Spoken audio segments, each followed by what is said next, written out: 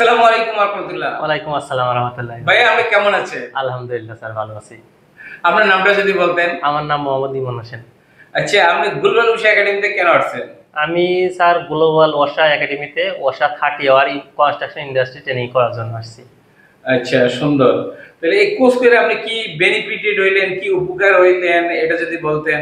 আমি স্যার এখানে এসে আপনার পারমিট টু ওয়ার্ক যেটা এটা হাতে কলমে শিখছি।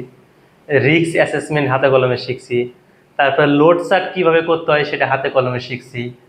তারপরে আপনার হলো যে বেসিক লিফটিং প্ল্যান অপারেশন যেটা ওটা হাতে কলমে শিখছি।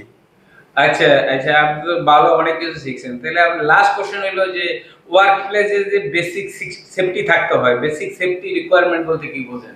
এটা স্যার বললেন কম্পিটেন্ট লোক থাকা লাগবে। মানে তার মানে ওয়ার্ক প্লেসে কাজ করতে হলে কম্পিটেন্ট লাগতে হবে, নলেজ থাকতে হবে, স্কিল থাকতে হবে, ট্রেনিং থাকতে হবে। এটা থাকা লাগবে স্যার। আর কি থাকতে হবে? পারমিট টু ওয়ার্ক থাকা লাগবে। গুড। মেথড স্টেটমেন্ট থাকা লাগবে স্যার। আপনার জিএসএ থাকা লাগবে। আপনার কাজ করতে গেলে চেক লিস্ট থাকা লাগবে। তারপরে আপনার ওইখানে হাউসকিপিং করা লাগবে, লাইটিং এ থাকা লাগবে। আচ্ছা, গুড। আসলে আপনি একটা কোর্স করে অনেক কিছু শিখছেন। তাই আমি মনে করি যে সেফটি পেশাটা একটা মহৎ পেশা।